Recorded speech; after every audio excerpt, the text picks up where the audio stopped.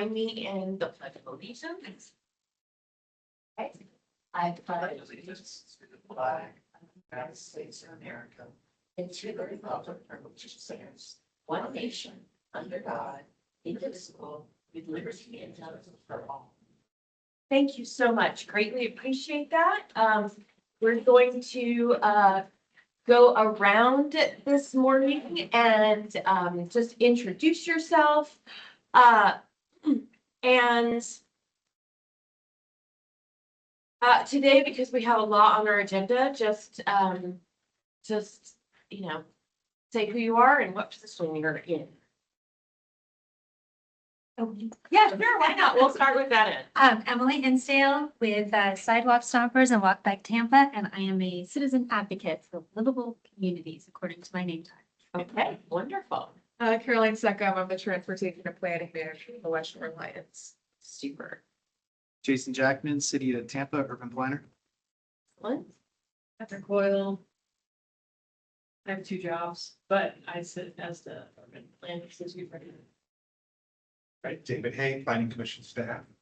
Wonderful. Liz Ritchak, Tampa City Council. Connor Trejos McDonald, I'm your liaison to the TPO. Omar Pirzada, I'm a planner with HART and I represent HART. Megan Winchester, principal planner for Hillsborough County Meeting and Infrastructure Planning. Okay, excellent. And we do have a lot on our agenda. I don't believe we have a physical forum today. We're missing one person, I think Ashley's gonna join us, but I think we can get started. Yes, absolutely. And I do think we have a few people online. If folks are online and they just want to announce themselves. Hi, this is Lori Belanger from Hillsborough County Public Schools. Karen Crust, Tampa Downtown Partnership. Good morning, Frank Kokenauer, City of Plant City Engineering Department. Tia Boyd with University of South Florida Center for Urban Transportation Research. Those are our numbers. Okay, wonderful. Well, welcome everybody. We're going to go ahead and get started because we do have a lot on our agenda. Even though these are action items, we can hear them, and then if someone comes in, we can go ahead and approve them. So welcome. We'll start with our Temple Terrace multimodal connection study. Looking forward to this.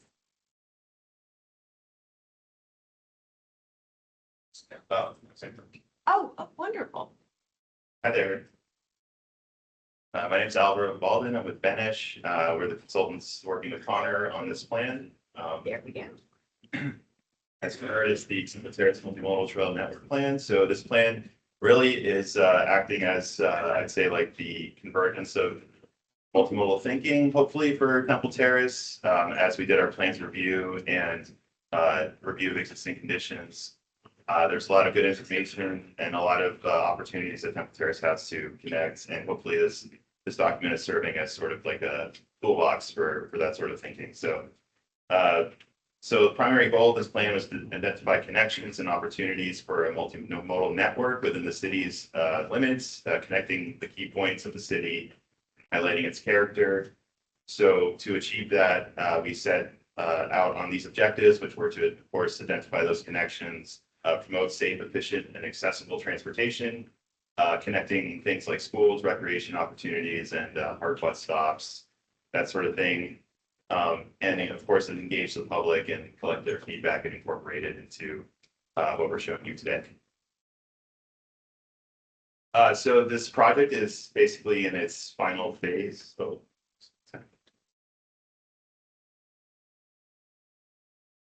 right. So we have the 4 phases in front of you. We're in the 4th phase here. The draft plan has been reviewed by TPO staff, and we're just working out some final details. And of course, we're presenting to TPO committees, Temple Terrace City Council, and the TPO board ultimately. But before that, we took a look at existing plans, existing conditions. We conducted a public survey to gather input on what the community's vision and thoughts were on such an endeavor. We conducted a project stakeholder workshop where Omar and Jesus attended, and representatives from Hillsborough CIP, city staff, a couple of businesses, and Temple Terrace community members. Temple Terrace BPAC is there as well. And then we set about identifying connections, putting those on a map, and then putting those out for feedback again at an open house within the community. So just to go over some existing conditions that it may be hard to see on the slides, there's the existing sidewalk network. We have the existing bike trail infrastructure, and we have some community activity areas, which we're taking from the Temple Terrace comprehensive plan. And, specifically, we heard from city staff that the downtown CRA is a priority. A lot of the redevelopment there is centered around making that area more walkable, getting more commercial going on in that strip of 56th Street, which is, of course, hard because 56th Street is a very busy road. Essentially, cuts those two commercial sections of downtown apart. So crossing that road is a primary challenge that Temple Terrace faces. Something I'll point out in addition is that you can see on the existing bike and infrastructure map that a lot of this existing infrastructure are on those high volume, high speed, I would say high stress roads. So another primary challenge that Temple Terrace faces. Here's a couple photos from our public engagement. So this was after we developed a preliminary map of multimodal connections. You can kind of see it in the rightmost photo. What we did though is we cut that map into pieces and asked people to put stickers on the segments of the trail that they had preference for taking. So in each of those blocks in the middle picture, there's two alternatives to traverse an area. So essentially just a visual preference survey about, which would you prefer to take if you're traversing this area. So this sort of sussed out that local knowledge of where the lower volume streets are, where the on the ground safety, I'll call it, is basically what the community is doing to get through these areas. As I said, we started the project doing a web survey. It ran from May 1st to June 30th. We had around 120 total responses. Parks, shopping, and neighborhoods were ranked as the top 3 destinations for better walking connections, and more than half of the respondents indicated that a lack of safe routes was preventing them from walking or biking more. So it's pretty standard feedback that you get when you ask people these questions, but of course, we're asking it in a relatively smaller area and a focused area of Temple Terrace's city limits. I described the stakeholder workshop that we did, so just have listed there the organizations that we chatted with.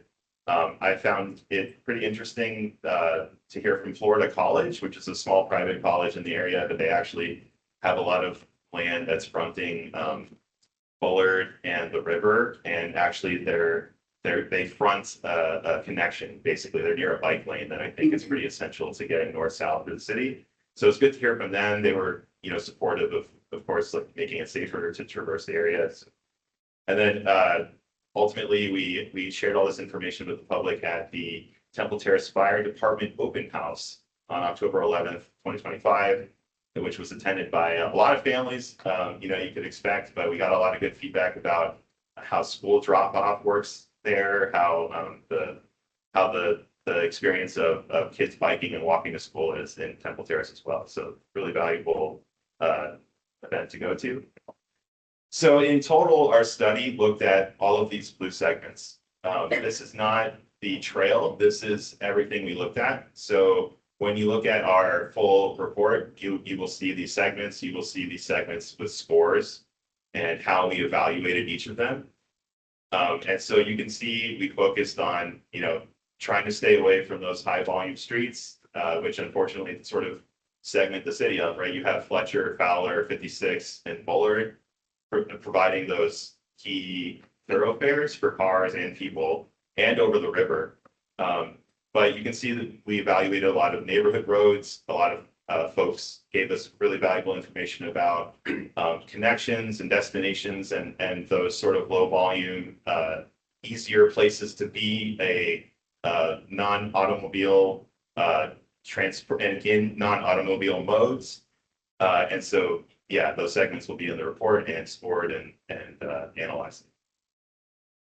So with that approach, we have recommended these tools to achieving, traffic calming, crossing, signaging, and walk bike, safety, increasing comfort. So you can see, of course, the tools we're working with are anything from as vanilla as filling in a sidewalk gap to creating a shared use path, putting in supplementary signage, all the way to RRFBs, or at least connecting existing RRFBs. FDOT has installed a couple within the perimeter of Temple Terrace that would provide easy, or not easy, but provide a connection, synergistic way of connecting these segments. So just these are a couple maps where highlighting segments where we have recommended these treatments. So you can see the purple segments are places that we've recommended shared lane markings. The green segments represent segments that we're recommending there be some sort of traffic calming, whether it be a chicane or curb adjustment, temporary curbing, that sort of thing. These are in blue. You can see like sidewalk connections that we've identified where there'd be really high impact gaps to fill, or widening, or maintenance that would really have pull a lot of weight and just increasing the safety and comfort of people trying to get around. And orange segments representing shared use paths. So you can see, especially with the orange segments, how we're trying to stay away from again those arterials that run through Temple Terrace. So as a part of, again, the total amount of segments that we looked at, we organized them into tiers and we gave them scores. So the green tiers are segments that scored between 38 and 50 points, which is a scale that we developed in a methodology that you can read about in the full report. But essentially, we're providing points to segments when they're near bus stops, they're near parks, they have existing bike lane, that you're getting more points for that. If you're not near a bus stop, if you don't have existing infrastructure, you're just simply not receiving as many points as the segment that did. So those green segments are segments that I would call low-hanging fruit, perhaps. That doesn't necessarily mean that they're the most imperative connection to make. That is an element that we analyze as well. But these are, I would say, if you look at this from like a CIP standpoint, or just like, we have some budget, those green segments, I think, are the ones that we're hoping the city looks at if they're looking for a quick win, perhaps. So the way I described the metric, you can see that the red segments are the lowest scoring. So they are this way because, say, they could be just entirely lacking sidewalks. They could be not providing, they could be not near a commercial or a park, that sort of thing. So it's not necessarily good or bad. I would say it's a multifaceted way of looking at these segments, but I do think that the metric does provide a lot of benefit to identifying those low-hanging fruits for the city. So. And then I would say that this red circuit is our trail. So I know that the study is called the Multimodal Trail Network Plan, but we really took a comprehensive look at the city and those segments. But this is what I would say is our proposed visionary trail. Again, it's a vision of how, if we were just to prioritize connecting all the parks, a lot of the schools, the downtown CRA, and then also try as hard as we can to stay off those arterials, this is sort of what you get. And so you can see that there's probably green segments from the past map on this route, but there also may be those other tier scores on here. But if providing the vision to the city, if you're really looking for a way to connect your parks and use existing infrastructure in a way that we think would get people going to places that they told us they wanted to go to, using routes that they told us that they use, this red circuit is accommodating those ideas. So this red circuit connects 13 city parks, 3 schools. It connects Florida College. It goes through the downtown CRA. It highlights some important crossings over 56. It also accommodates some existing plans and activities that FDOT has going on 56. There's an opportunity to get a crossing in front of one of the most recent redevelopment projects that's happening in their CRA. So again, this is sort of the visionary trail, if you will. A lot of the feedback we got from other committees and just the public in general is that, like, how is this connecting regionally? So if you think about the Tampa bypass canal, you think about USF, you think about some of the trail segments and improvements that the city of Tampa has been doing to the west. There's a lot of, I think, connections that Temple Terrace can make by improving some of the roads that extend into their boundaries. So, on Druid Hills Road, it becomes Serena Drive, and Serena Drive has had some improvements for multimodal safety. There's also a park there that's very accessible to Temple Terrace, just slightly outside of its boundaries. Up in the northwest corner, you have 52nd, 53rd Street. There's a dog park up there that the city of Temple Terrace maintains. But then also that I think it's 103rd, no, not 113th. It's north of 113th. The east-west blue segment there is an opportunity to punch out to USF essentially. And when you have, conversations about USF doing their whole arena redevelopment, all of that segment of campus is going to be redeveloped and really be a lot of public facing uses, I would say, like football game activities, athletic activities. This may be an opportunity for people to walk and bike from Temple Terrace to those things via that connection. Of course, you have Lettuce Lake Park to the north, just outside of the boundaries. And then you have the Tampa Bypass Canal, which is accessible to the east, unfortunately on some busier roads, but of course the opportunity for the county and Temple Terrace is to coordinate on that to make it a safe way to access that trail. Finally, the last segment of the study is a feasibility review of the segments that we analyzed and providing some planning level cost estimates. So this is very high level conceptual numbers. That red route that I just showed is anywhere between 4.5 to 6.5 million. Of course, depending on crossings, the amount of concrete you're using, that sort of thing. We've also heard a lot of feedback about a proposed river crossing that the Temple Terrace BPAC back when we were happy with theoretical surtax money. We were thinking about crossing the river with a bike pedestrian bridge into some TICO easement land that's the east. So that is obviously very expensive and complex, and it's not included in this number. But again, these are planning level feasibility and cost numbers, and we detail the methodology and so next steps for this plan, and then just for the city in general. Coordinating with those external agencies, I think the city of Temple Terrace faces a lot of challenges, both just with its tangible infrastructure, that's bounding it, I guess, like those arterial roads, but also just coordinating with those agencies to advocate for the vision that they're having. They want to connect their city. They're going to have to, again, just coordinate with FDOT, their county to get some of those connections that they've identified. Developing concepts. So, of course, those green segments, any of those other segments could be further developed.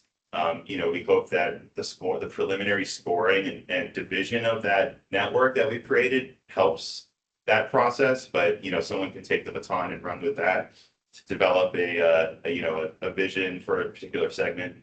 And then, of course, there's opportunities to create like the name of this network, the Temple Terrace Scenic Route or something. There's branding opportunities for that. And then of exploring funding, obviously, looking at grants, federal money to pay for any of these improvements. There are opportunities that we've identified in a section of this report. So I'm not sure how the rules work, if you have a forum or not, but yeah, Connor and I are here today to ask you to recommend advancing this study to the TPO board. Yeah, thank you. Okay, I know we have a couple of questions, but I just wanted to tell into the record that Ashley Anderson and Arizona Jenkins have joined us, so we do have a quorum. So yes, I'll open it up for questions. Yes, David. Oh, there. Hey. Nice to see you. Question on the east side of the river. Yeah. It seems to be a dramatic less, at least to me, less infrastructure on that side than the historic kind of core. Yeah. Thinking of the future land uses in that section of Temple Terrace down near Harney and 301. And I know there's been conversations, I think unofficially, of the city, I think, views themselves as moving eastward. that with those land uses of like UMU 20 and community mixed use 12, it's pretty intensive for Temple Terrace Okay, in that side. yeah. Could you maybe like discuss, is there a thought of connecting that particular more dense areas Sure. in, So, like the southeast area? kind of southeast? Yeah. I know a lot of it's industrial right now. Yeah, but right, The yeah. mixed use, I would think long-term will shift.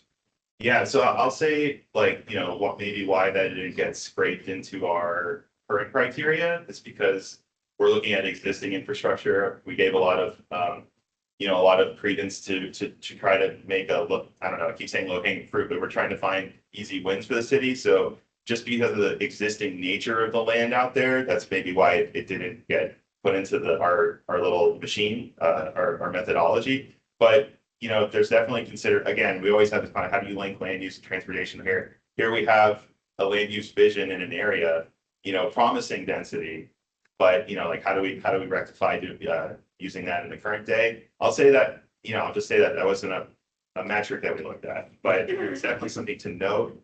But I think the challenges are still relevant, right? Because on the southeast side of the city, you have to cross the river to get to the downtown CRA.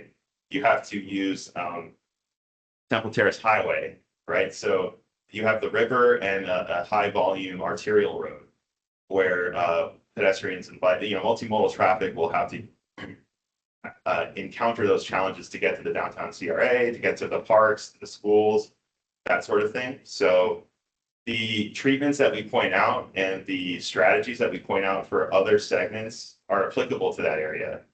But yeah, to answer your question, I think it's because of that disconnect between existing infrastructure and then future land use paths. So. Well, thank you very much. Anyone else? It's a great presentation and I'm hopeful that that some of this can be brought forward. I'm very appreciative Temple Terrace is kind of going forward and thinking about this. And I really think that south east section, if they create this template, at least when they're planning or developing southeast, that they'll have the thought pattern of, hey, and we need to make sure that we make this walkable and bikeable, which Yeah. at least getting it on people's radar. Yes, absolutely.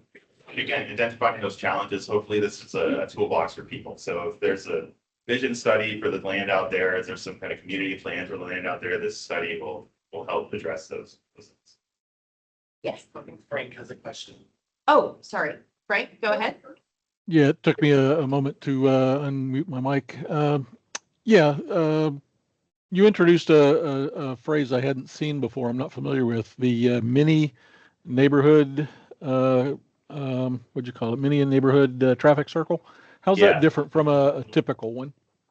Dimensionally, I'm guessing lower speed limits and lower volume, but dimensionally, how? Or can you describe that? Yeah, I mean, I would like at the risk of sounding sarcastic, like it is smaller than a roundabout. It essentially, accommodates about the circumference needed to just sort of protect like a sign, like a typical road sign. Like the one at line, like the one on line. 4 or 5 feet wide, Okay. maybe, right? Is it like Yeah, the one on line bar? Like I could stand on it. Like if two Oh, of it's us really- stood on it, we'd be pretty tight together standing on it. I don't know. I was thinking of the one on line bar up in Forest Hills, but that's might be a I little. haven't seen that one, but the city of Yeah, it's very Gainesville, small. Gainesville used to have Yes. everywhere. yeah, like along Yeah. their bike routes through there, they have a lot of them. That's actually why we recommended them. And, Yeah. and there's pictures of Gainesville's mini roundabouts in our site. And I bike Gainesville locks. My mother still lives there and I see those everywhere. Literally, when you said that, I could picture the one that I pass most frequently. So yeah. It's So, a, did you have it numbered? Yeah, sorry. It's sorry, yeah, range. Okay. Yeah, just state your name. So absolutely. Chris Keller with Finish. And I think you guys think, I mean, they can range in size. The idea is they fit within the existing area of an intersection, so you're not reconstructing the sides, but anywhere between 4 to 8 feet.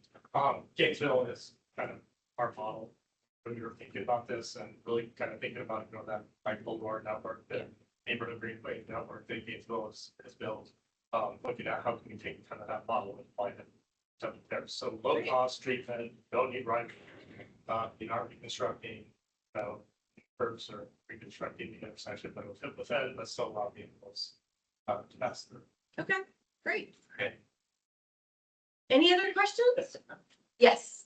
Megan. Were all of the roads that you looked at owned by Temple Terrace or is there road ownership? No, yeah, and that's one of the, that's one of the challenges that we're highlighting is that, of course, those major arterial roads, like, you have God in the county in the mix, right? So that's why, it's really imperative that the city pays attention to the studies that those groups are doing and, advocates for a vision of what a connected Temple Terrace is. But yeah, of course, like 56 is FDOT maintaining, and that goes entirely through the area that Temple Terrace is talking about, focusing on all that. So Yeah, because we recently had some, I don't want to say issues, but there's roads in Plant City that are fully encased by Plant City, but for some reason Hillsborough County still owns them. correct. So we've had some issues come up with trying to figure out how we transfer the road ownership to them. Oh, okay. So, I didn't know if there was, I don't think we've had many concerns with that from Temple Terrace because they don't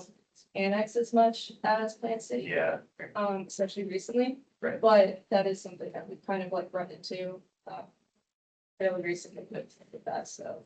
Yeah, no, that's a good point. Yeah, it could be a potential path to, exploring some of these strategies we recommended. So Anyone else? Okay, so do I have a motion to accept this study? I think it's recommended. Okay, I'm sorry. Do I have a motion to recommend approval by the TPO board of this study?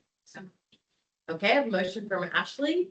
I have a second. I heard from David first. All in favor? Aye. Any opposed?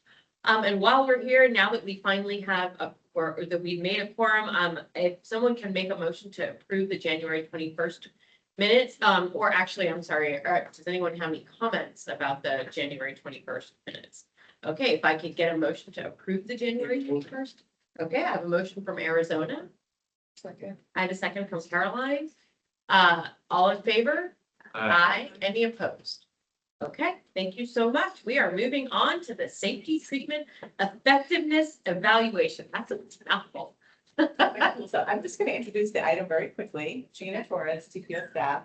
This comes at a great time because every year in January, when Connor has it's to talk about our safety performance targets, it really stirs up a lot of concern and interest in our community and our committees about safety and what we're doing. And this sounds very governmenty, but I'm finding myself saying this to my family and my grandkids. If we only had enough money, we could, take care of all these issues, but we don't. So this study really gets at how to make the most use of our funding that we do have. And I think you'll find some really great results. Jen's study. So now, Connor show you how to do this. Yes. Okay. Sorry, Jenna. No, that's okay. Watch you do this. Should be the second tab. Yeah. That little Teams bar was just covering a second.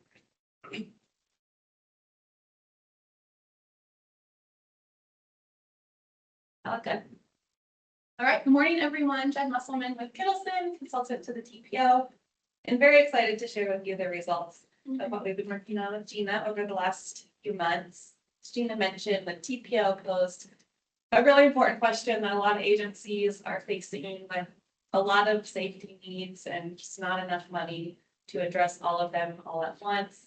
Is it more impactful to do many low-cost projects with that bucket of money or a few higher cost projects with that bucket of money? To help answer the question, we did 2 parallel evaluations. One was looking at existing research on a handful of treatments. And so that allowed us to isolate individual treatments and their effect on safety related to their cost. And then we looked at 10 local case studies, mostly in Hillsborough County, but also in a couple of the surrounding counties, which generally included a bucket of treatments and how that impacted safety relative to cost. I'll start with the research. overview. I generally don't like to read the words on the slides, but I'm going to break that rule in this case to go through which treatments we included. So some of the higher cost ones would be roundabout, raised median, several pedestrian focused treatments, raised crosswalk, raised intersection, rectangular rapid flashing beacons, pedestrian hybrid beacons, lane narrowing, some signal timing strategies with limiting right turn on red, adding the pedestrian intervals, doing different left turn treatments at signals. A couple automated speed enforcement treatments. So the camera would be one spot location where it's capturing the speed. And then the section speed would be evaluating a vehicle speed over a length of roadway. So that becomes a little bit more expensive. And then using signal progression to reduce speed, which we know has already been done a lot in this area. There's of course many more safety treatments that we could consider. We tried to focus on ones that were of interest to the area and then also of course had the research to support the evaluation. So this chart is summarizing all crash types for the research treatments compared to the cost of the treatment. So we have crash reduction on the bottom with lower crash reduction on the left, higher crash reduction on the right, and then cost on the vertical axis, low cost on the bottom, high cost on the top. Both charts are the same, but the one on the left just kind of lists which quadrant each treatment is in, and then on the right you can see its actual relative position for the other treatments. So the sweet spot you really want to be in is the green quadrant, where you have a high crash reduction and a relatively low cost. So the treatments we're seeing there are lane narrowing from 12 to 10 feet, raised crosswalk, and then the signal progression to reduce speed. Want to note here that all of these are beneficial to safety. They're all reducing crashes. It's looking more at how much they're able to reduce crashes based on their cost. So raised median and roundabout be very effective at reducing crashes, and also be quite expensive.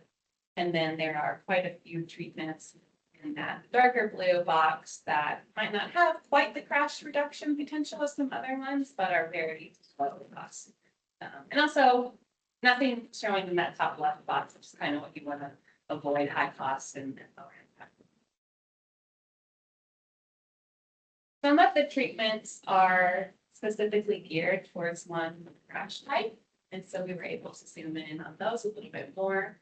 So the handful of pedestrian specific treatments you can see with the yellow dots, the higher crash reduction or cost are going to be the raised crosswalk and the RFB. Higher cost pedestrian hybrid beacon, and then the lowest cost treatment leading pedestrian interval. Still a good crash reduction, but not quite as high as some of the others. And then for the left turn treatments, we looked at two, switching to a flashing yellow arrow versus fully protecting the left turn phase. So you're seeing a similar cost for both as just a signal timing tweak, but a higher crash reduction potential for the fully protected. And lastly, we looked at injury crashes, of course, with the goal of Vision Zero to reduce fatal and serious injury crashes. Wanted to zoom in here where we could, where there was data available. So looking at the injury crashes, pedestrian hybrid beacon is in that sweet spot of relatively lower cost, higher reduction, raised median, and the section speed enforcement having good crash reduction potential, a little bit higher cost, and then the speed cameras and the pedestrian interval.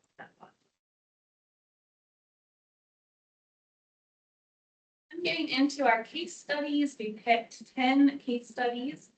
And most of them are in Hillsborough County with that map on the left, one in St. Petersburg, and then one in Sarasota. We tried to pick 5 higher cost projects and 5 lower cost projects. Costs are a little bit relative. So Sheldon Road, for example, is in our higher cost bucket. It technically was less expensive than Bayshore, but it was one intersection compared to several miles of project.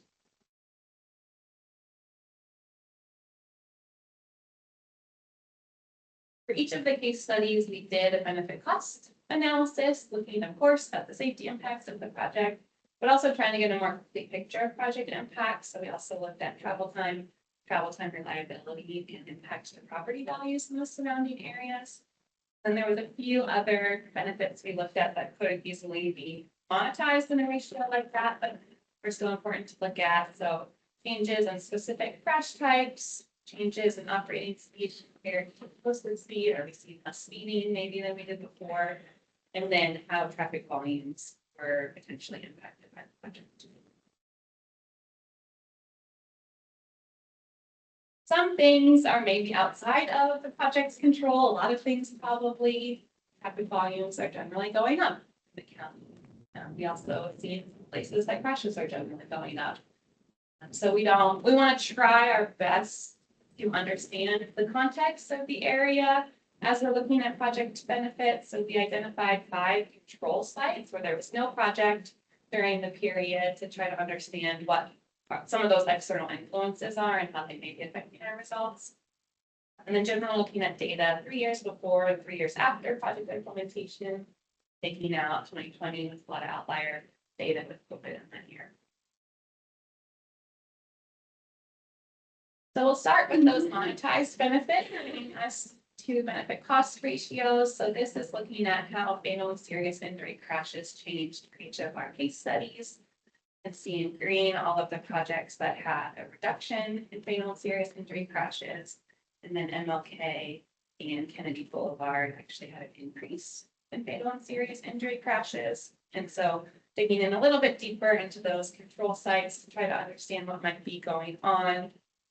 You know, the green happy faces are clear positive outcome for safety. Yeah. Why do you have Bee Ridge Road in there? We wanted to have a roundabout example. So Bee Ridge Road was a series of roundabouts. It threw me off there. So Yeah. So that was one that was relatively close to home, but had the treatment that I wanted to look at. So the greens are the ones that had the reduction in fatal and serious injury crashes. But we also wanted to look for MLK and Kennedy, how their control site performed. So for MLK, while there was a couple of fatal crashes after the project, its parallel street, 16th Street in St. Petersburg, actually did worse and increased crashes more. So while we would love to see more reduction on MLK, it is doing better than its sister street, so to speak. And then Kennedy Boulevard is still performing worse than its peer street, which would be Twigs and downtown. Looking at travel time, we focused on peak period travel time during the weekday and monetized based on value of time from USDOT. So our green happy faces had less impact on travel time compared to their control site. The purple sad faces had a higher increase in travel time compared to their control site. So one of the key takeaways here is that the lower cost treatments in general had less impact on travel time than the higher cost treatments. And a couple of the higher cost case studies we didn't have data for, so that's why you're just seeing. A quick question. What are you talking about? What kind of change in travel time? Are you talking about like 30 seconds or like 5 minutes? In some cases, it should be very limited, so we can try to add some of that context into the slide. Yeah, because I mean, the only reason is because, Catherine mentioned Bee Ridge Road and you said it was because of the roundabouts. Well, that's not a bad thing. Right. If people are slowing down and it isn't going to slow them down considerably. So I think context really matters. Yeah, that's a good point. Where at Bee Ridge is the roundabout? Is it out east? It's east of 75. Yeah. Did you look at Honor Avenue? No. That's riddled with roundabouts. It's like 40th Street. Yeah. But like almost the whole way, and they didn't. Sarasota loves roundabouts. Yeah. We're trying to find the sweet spot of projects that were implemented in like the 8-year or so window, so we can have access to the before data, but have enough time after to get the after data.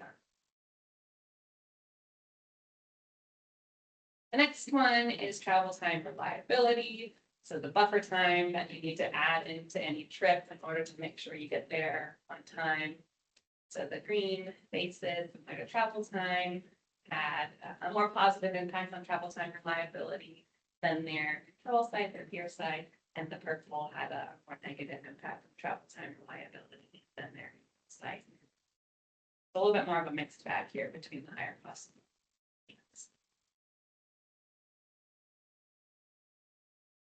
And then the last of these is property values. So for this one, we took a little bit of a different approach, looking within a quarter mile of each project, as that is most likely to be impacted. by the project and then a mile outside of the project to identify places with a similar overall economic condition, but not quite so influenced by the project itself. So the low-cost projects had little to no impact on property value. Again, this is not necessarily a bad thing. Property values did go up in all cases, but the mile buffer had a more increase than the nearby quarter mile buffer. And then Himes and Sheldon on the higher cost side saw higher property value increases close to the project than in the surrounding area. When rolling all of this up into our benefit cost ratios, we started just with safety, as that was of course the main focus of the project. So for the higher cost projects, 4 of the 5 had a positive safety benefit cost ratio. And then 3 of the 5 lower cost projects had a positive safety benefit cost ratio. I want to draw your attention quickly to 15th Street. We'll come back to that one at the end. It was one of our lowest cost projects and had some of the best safety results of anything that we looked at. And then when you consider all of the factors that we looked at, travel time, reliability, property value, seeing consistent positive benefit cost ratios with higher cost projects, a little bit more negative skew to lower cost projects, and a lot of that had to do with the property value metric. So even though safety was more positive, once you add in some of those other things, you see some negative trends. And a few of the other things we looked at, one was traffic volume. Diversion can be a popular question that comes up with some of these treatments. So what trends are we seeing with traffic volumes? Our happy faces here means that volume increased and travel time decreased. So you could say that there was little to no impact on vehicle mobility. For those projects, we're still moving cars well through the corridor. The purple, we had a decrease in volume and an increase in travel time. So we're moving less cars and they're moving more slowly through the sites. And then the neutral faces and have so maybe travel times increased, but so did traffic volume. So it's hard to say if the travel time increase was a result of the project or just kind of changing traffic conditions. We looked at transit ridership, so big thanks to Omar and team for helping with that data. We were able to get ridership data for the Hillsborough County sites. So green saw an increase in transit ridership after the project, and then the purple saw a decrease. So overall positive outcomes here with no real clear difference between the high and low cost projects. There's 3 projects that did change the posted speed. So Bayshore Boulevard had a 5 mph speed reduction in posted speed. We did see vehicle volumes decrease a bit on Bayshore Boulevard, which is a positive outcome, not quite down to what the posted speed is, but better than they were before. 36th Street actually saw an increase in operating speeds, and then Fletcher Avenue also saw a decrease in vehicle speeds closer to the speed limit, still a little bit above. That's listed there. So a few slides to try to kind of wrap all of this up and think through where we might go from here.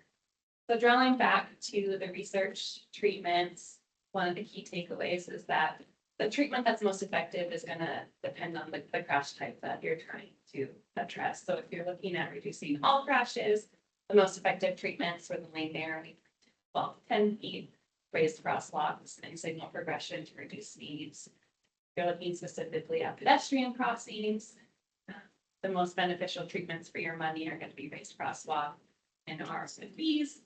If you're looking at left turn crashes, the most cost-effective treatment is the fully protected left turn. And then looking at injury crashes based on what we looked at, the pedestrian hybrid beacon test. The case studies don't have quite such a clear takeaway, but I wanted to pull out a few stories to highlight some key points here. One was going back to 15th Street. Like I said, it was one of our lower cost projects. Hillsborough County is wanting to do a higher cost project in the future. So I think this is a great lesson. Do what you can now. wait for more money when you can, but don't let that stop you from doing something today. Because what they were able to do with just a few $100,000 made a huge impact on safety on that board.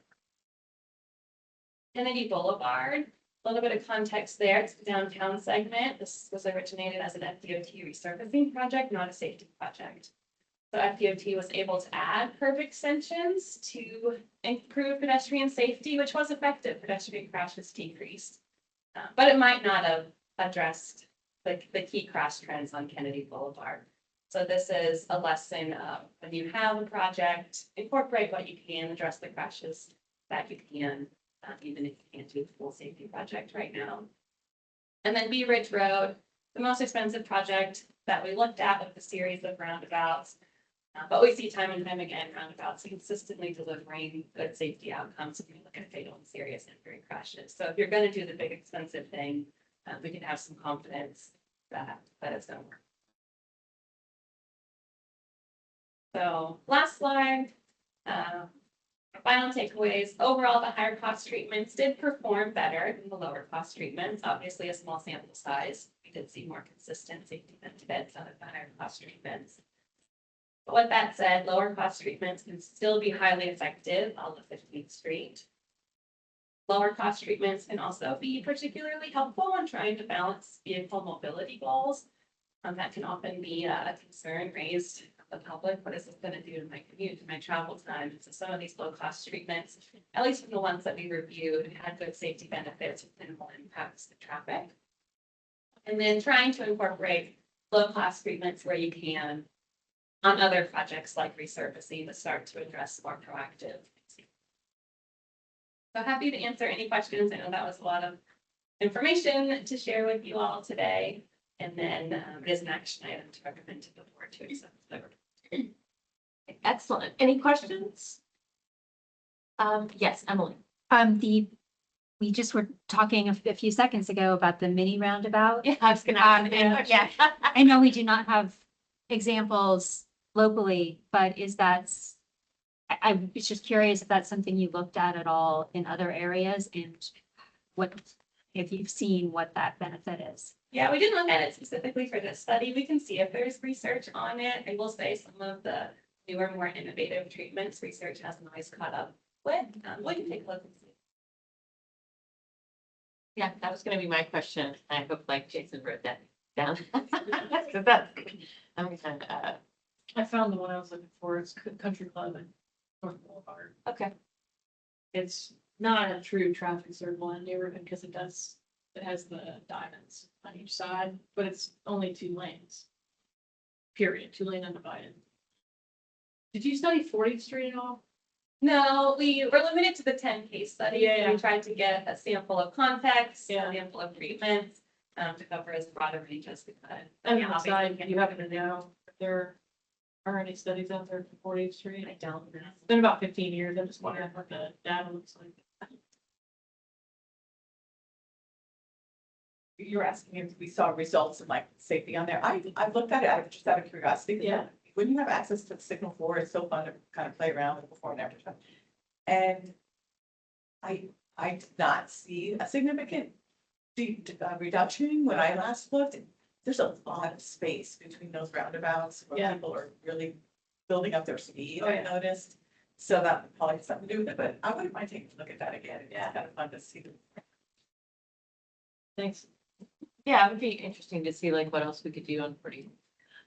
Okay, anyone else? So is there a motion to accept this safety treatment effectiveness evaluation report? And are we also recommending? Yes. Yeah, we're recommending acceptance to the TPO board. So moved. Okay, I have a motion from Emily, a second from Catherine. Any more thoughts? Okay, all in favor? Aye. Okay. Thank you all. Thank you so much. This was really interesting. I look forward to, I'm glad these types of studies are happening. Okay, so we are moving on to status reports. The West Shore Alliance Transportation Action Plan. Thank you. First, I'll just to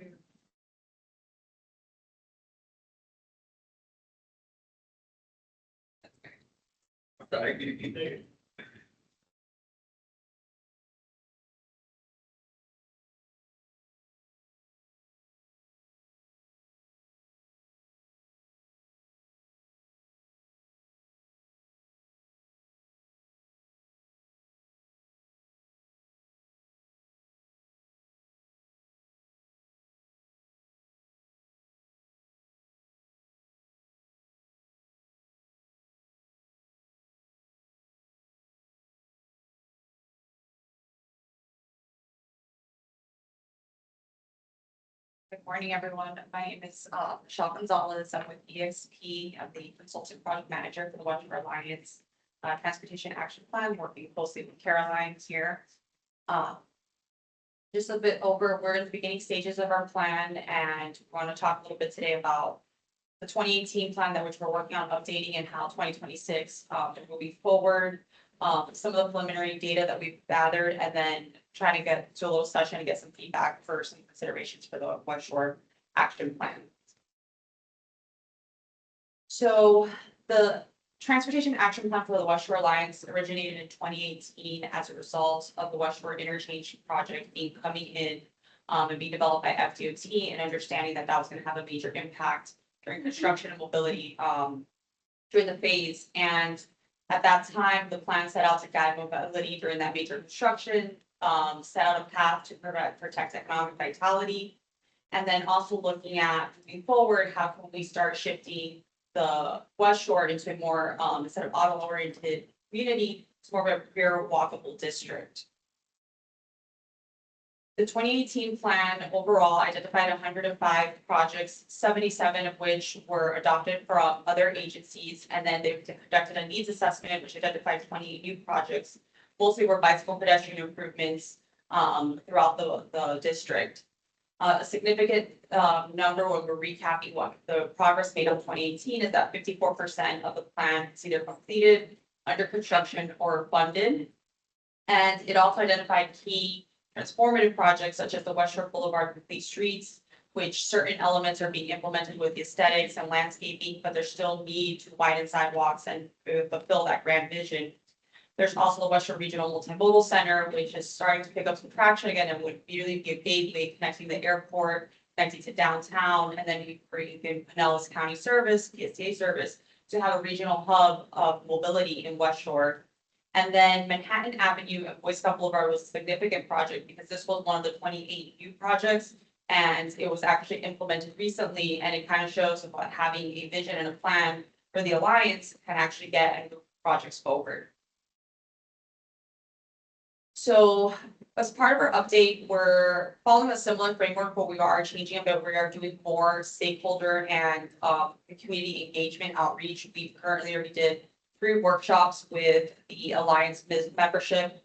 We're heading in our step to start meeting with residents and neighborhood associations. And then we've been working, setting up meetings with transportation agencies to understand how our plan can align with their priorities. And it really focuses on that 4 key elements of organizing projects, understanding what other agencies are doing, listening to the community, aligning priorities, and then we're going to be creating a public dashboard to track progress and measure momentum in these plans. As part of this, we're also, the Alliance has been doing a lot of work. They have a great strategic plan, a public art plan, and then we want to also focus on the zoning overlay, comp plan changes, integrate all of these things into the transportation action plan. So it's a bit of our roadmap. We're, like I said, in the preliminary stages, in the early stages, we are really in the middle of our stakeholder engagement, and we're also getting close to in March, be wrapping up our existing conditions and needs assessment. And then we'll be moving down into organizing projects, mapping, and start a prioritization process. So the Alliance really is going to serve as an advocacy document, so the Alliance can meet and help push projects forward within the district. Now going into some of the preliminary data that we've gathered. So overall, West Shore has over 15,000 residents and over 100,000 employees. It is a major hub, and we like to always internally say that West Shore and then downtown are like the economic lungs of Tampa, and we want to make sure that that continues and that vitality and momentum thrives. There has been with the West Shore change of laws of commercial space, but commercial space is still increasing. There's over 45 hotels, which is really significant for that district of having so many hotels. There, and another unique factor is that 78% of residential units are multifamily within the West Shore district. In terms of economics, West Shore has had really strong vitality, real estate rents, retail rents continue to go up, leasing activity is still high. And there's been over $1 billion of private investments since for a while, and it's one of Florida's largest employment centers. As part of our analysis in our needs assessment, we're looking at breaking up the district into 4 sections. Section A being the Rocky Point area, Section B being the airport itself. Section C is Drew Park and what we're calling the entertainment district with the potential race coming in. You have the Bucks, you have the Yankees spring training. And then Section D is what we are considering the traditional business district within West Shore. And we wanted to separate different things so we can see how traffic flows are coming into the different areas where people are coming from, what they're doing in these districts, so we can have a better understanding and have more of, when we're looking at our needs assessment, more localized and unique improvements based on the context of these different areas within the district. We pulled data from the 2050 TPO growth rates, and it's projected to have grow residential population by 27%.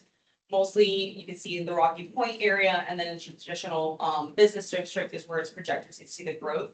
One of the things we're also doing when I go into this, that we're also going to start looking at potential development and analysis to kind of see how that growth overlays with the projected numbers from the TPO. And then we're also, in terms of employment, it's looking to grow by 2050 over 55%. And then you can see there's growth in the traditional business district, but what's really unique is seeing that growth projected for the Drew Park business, also entertainment area. In terms of worker flows, most people commute into West Shore. There's a small percentage that live and work in the district. And those residents make up about 17% of the residents that live there actually work also in West Shore.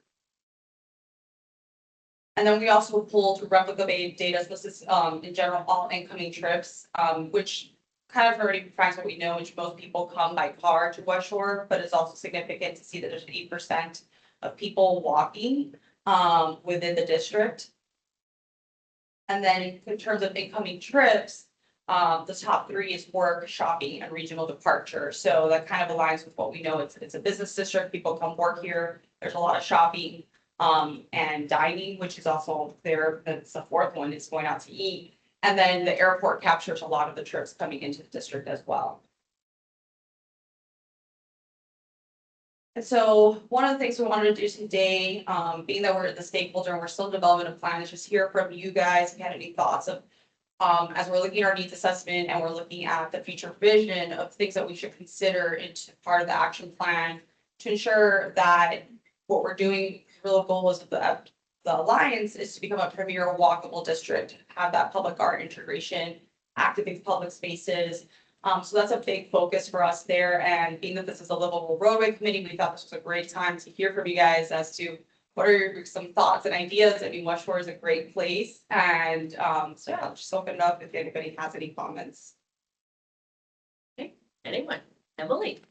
I'd be interested to know what your engagement with the schools within the West Shore district are. So we haven't reached out to them yet, but we're still, we've had like we're setting up meetings with all the key stakeholders. So that is something that we're planning to reach out to them, but we just haven't coordinated, but they're on our list. And are you doing any kind of district level meeting? Because if you're looking at population growth in that area, are they anticipating school population growth? Are they anticipating shifting more of those schools to magnet programs? Like what is their planning? And I think Lori's probably on the call, but like that might be a good meeting with their planning as to what their intentions are. Because I didn't quite realize how large your West Shore district is, but of the schools that I'm aware of, some of them are magnets. And some of them are seriously underpopulated right now. Appreciate that. Yeah, that's, I mean, those are giant transportation drivers one way or another, so. Yeah, and then with the magnet schools also, most people drive Yeah. their kids to school, which is bringing additional trips. Regarding Drew Park, no, it's, in future land use is all like industrial. I think up in that is it the position of West Shore Alliance to maintain that industrial? So we're following the CRA's priorities there, so we've been coordinating them, we met with them recently. So we're just integrating their plans into our action plan to recognize that there. Cool, thank you very much. You're welcome. And for the CRA, yes, they. That is their goal. Yeah, I mean, I guess that could change though, right? Yeah. Definitely very long range plan to change, at least what we've talked about at West Shore Alliance meetings. Is Drew Park and CRA, if the rates happen, it's gonna become very different. Yes, but I do know that community will, I'm curious their thoughts on that. Me too, yeah. And I think those are kind of dialogues, probably, I mean, that's something that's been talked a lot, but when it comes to the rates, is that it's kind of hyper focused on the HCC site alone, and I've had a lot of discussions with Michael Marino, the executive director of the Alliance, about making sure that discussions with the Drew Park CRA and that industrial land is very much considered too, because it's easy to forget that. And it is probably the most ripe for opportunity, kind of a la South Downtown, 10, 15 years ago in the Channel District of downtown CRAs, right? Empty lots. Yeah, Being forward thinking there. that is, I've mentioned that twice. Yeah. Both times I've talked to the Rays and then also said, next time you come back, if you haven't talked to them yet, don't, If you haven't talked to CRA. Yeah, you need to talk to the CRA Right. before you talk to me again. So yes, and they asked, well, what is the CRA gonna say? And I was like, I don't know, you need that to them. So, Yeah. yeah, they have very, very, I think more so than almost any other industrial area, generational ownership Yes. of businesses, the land there. So I think that's gonna be really interesting. I totally agree. It's a need on land. Yeah. Small businesses. It really is, but now the land might. Yeah. I mean, the dynamics are gonna potentially shift, so I think that, I'm glad to hear that, I think that's probably that, to your point about the magnet school being a driver, that area to me also is going to be a driver of trips and land use change. Oh, and we can't forget there's a Res 20 neighborhood. Yep, Tucked correct. Yep. in there, just to the west of, the campus of the college. So Yes. Yep. And we actually, within the CRA, have been working with them on, home ownership opportunities, things like that. So, down payment assistance, homeowner occupied rehab, things like that. Well, and I know typically under Res 20, we get townhomes. So, it may involve the city looking at design standards. If that neighborhood does want to evolve to the next thing. Yeah. So, because I know I've heard feedback about West Shore Palms and that it's when it evolved into something else, it has an eclectic pattern just because of, it took over time. So, Individual PD. right, individual PD, so the city might need to do some extra planning of that, to see how they want to grow. And a good precedent would be what happens, because again, to your point about not knowing how big the district is, it is physically very, very large. From Caroline's daily task, right? And the edge of what Midtown finally did develop, that's a very similar condition as that edge where West Shore District ends and heads into West Tampa, is seeing that change from single family homes that need assistance and ownership to a little slight swoop up to townhomes to hit that midtown. I'm gonna guess the Drew Park area would probably be reflective of similar, or if not, we should be looking at that. And you all get with the sidewalk in the area. Yeah, that's actually one of the things the CRA is working on, is adding more sidewalks in Drew Park. That is Yeah, they're gonna pipe all their ditches and stuff. yeah, it's a huge, it's actually probably their biggest focus. They just finished a big study on that. So that's another reason that I wanted the Rays to talk to the neighborhood, because there are certain things that they're really wanting that could be a beneficial, could work for everybody. There's one more reality I think we have to face too, is that it is a very concentrated area of adult uses. Yes. And they are not gonna let their land go, Correct. other businesses go, especially if there's now gonna be an influx of people that frequent their businesses and they're scattered throughout. And then, and by right, they can. Yeah. So someone buys them out. Well, and that's the thing. It's just like any other use there. I don't know that some of those families who've been working out of those areas for so long would be willing to sell and leave. So it's, I think it's, Blame them, but, yeah. you know what I mean? Yeah. They have the right, that, let that happen, so. That's why we can look to other places probably, right, as we're looking to other outside of Tampa communities. And then I'm very encouraged to see this, the districting, because that's what we did with the downtown partnership, as downtown was getting a concentration of residents to the level now the West Shore District is. So I think it's really important now that there are kind of 4 use segments, because they are so different. I think that'll help you all plan for the future much better. Because, you know, your business district has to maintain a business district while we can have these nuanced discussions about Drew Park, and they're not the same problems. Very similar to downtown, this time 10 years ago, was no longer the central business district. We had the channel districts from very local residents. We're investing lots in condominiums, so the dichotomy changed. And so I think y'all are here too. one of the things that I didn't really, and I know this is livable roadways, but I didn't see much focus on parks. And so I think, we're going to need more parks in the area because most of what's being built there is multifamily. But then the connection to parks. Because I was thinking about the Drew Park CRA, there's a brand new park that's going in there that's actually pretty sizable for Drew Park. They also have that linear park that they want to improve. I've heard interesting stories, like they want to fence around it to maybe have some basketball courts. Like where are some other areas that West Shore could put in parks, and how do we connect people to them? I think that's going to be huge, especially in that southern district. Yeah. So like I said, I think Drew Park kind of has a handle on that for right now. Lopez is right there too, but what about in the southern area? It's good, but I mean, we could look at that. We are, advise some pedestrian connectivity to the existing parks, because it's on the Chocolate Cypress Point. There's the Lopez Park, and then we also, when we met with CR, they mentioned their new park, so they were having that connectivity. So those are things that we're considering is that network, and then we also know like that's what's key with the West, we're building a nice shared use path network, and how we continue connecting that to the greater district area. Well, and then the one that I know Michael has been talking about over and over again is Gray Street. But Gray Street is so dangerous, even though it's been created, wildly dangerous.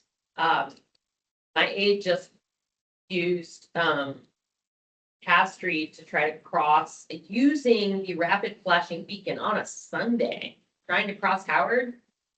She said even with the rapid flashing beacon, it took over a minute for people to stop for her on a Sunday. So I mean, something has to be done about that. And as we're adding, so I told her to just reach out to TPD and code and see what we could do about getting more mobility, and let them know about it so that we could do something. But I mean, that's the edges, but as you get into Gray in West Shore, right now it's just too dangerous to use. You can't cross the hill, you can't cross those areas. We tried it. I did one of my Sunday rides over there, and it was tricky. It kind of reminds me of Ola, or right, for a long time, we were talking about Ola as the great way to connect, but it really wasn't feasibly actually nice until, what, a month and a half ago? Not even a month. Yeah, it's been not even a month since that light, and that light has transformed the area. But it took like, I knew it was the right corridor. Oh, yeah, to yeah. connect more the heights to downtown. This obviously Gray Street is probably the better corridor to the east-west, but is it gonna take that long? And if so, that's not acceptable for the condition, right? So that's a huge one that if you're want to talk about comfortable roadways, and I'll be honest, Gray is not comfortable for me. I don't generally use it. I use one of the streets north or south of it because I still don't feel comfortable on Gray. It's not wide enough. And there's too many people that park along it. So I think when you're researching and looking at that, you know, thinking about the ways people get around, harking back to what we just looked at the Temple Terrace plan, I would just go and see what people are using. I mean, I am absolutely shocked at the amount of people who've now popped up on Bola. I biked just the other day, just me to go down to the Meacham, and I mean, over 24 people were using just different types of modes on that pathway that was just more than I normally seen. So just those, it sounds simple, but it takes years to get those crossings. I know we're working with Faulkner and City has another project on Great Street with the Himes, Lois, and McDill crossings, but it's still the same situation with Howard, where it's just gonna be those RFFBs and, you know, with that high speed traffic, how much is that actually gonna change the situation? Yeah, and that's, very west. yeah, and I mean, honestly, just doing, I was shocked at how useful the actual arms and the stop lights are on MLK. I mean, it's not a very long signal. So you just, you know, you push it, you go, and then almost you can, we had our group cross through. I did a Sunday ride with it, and we could only get half the bikers through. The cyclists, we had to wait for another rotation of the light, which I thought was good. So I mean, there are ways to add lights and make them useful only for head and you know, multimodal crossings.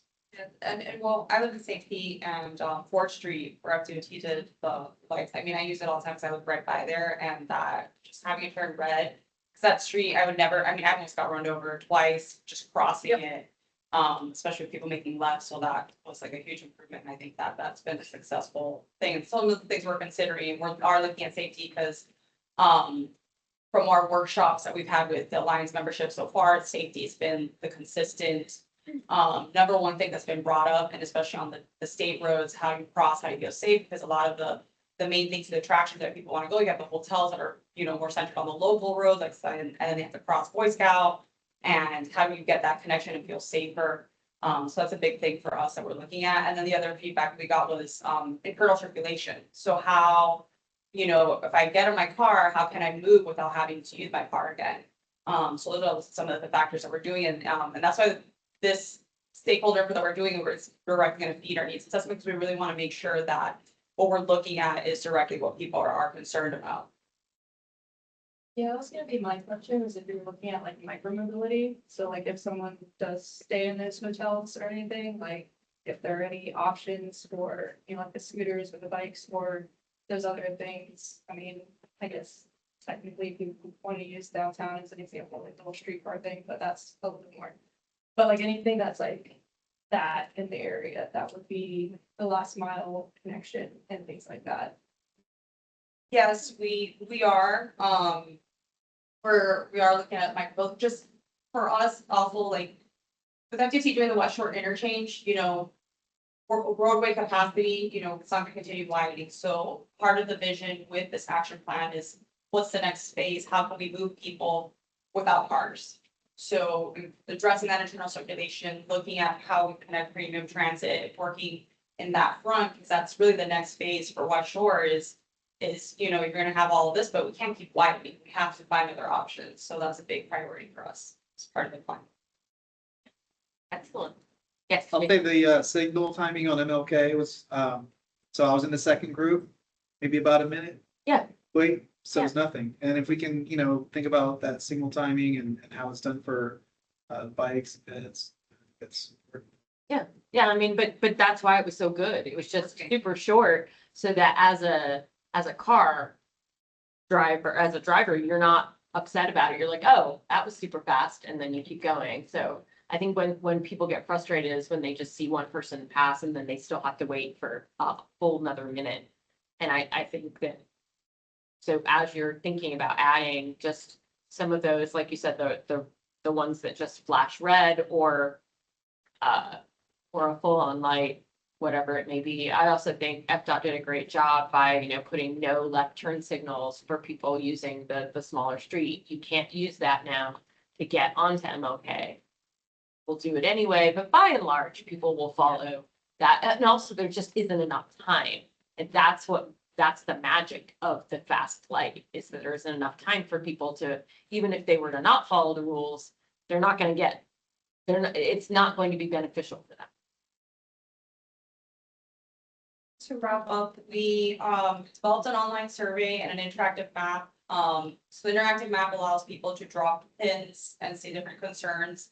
And then the online survey, the one we have now is focused on business, but we're about to do our outreach with the residential communities. So we're going to be doing a survey more catered to questions for residents. So we'll have two, one for workers and businesses and one for residents. And then the interactive map is for anyone, any concerns, any location that'll help meet our needs assessment. As you go forward with this, like just me personally, I would be very interested in the thoughts about parks in the southern section. I appreciate everyone's input. Thank you for having me. Anyone else? Great work. Okay, that was a great conversation. Thank you. Okay, our final status report is State Road 574 or MLK US 301 to Turkey Creek corridor study. Oh, whoops, I'm sorry, there is a third. Whoops.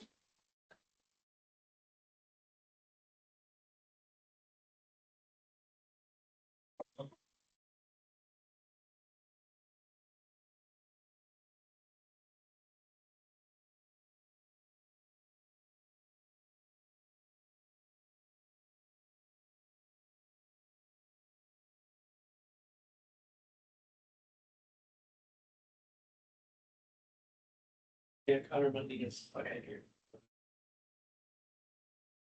So switching to the screen.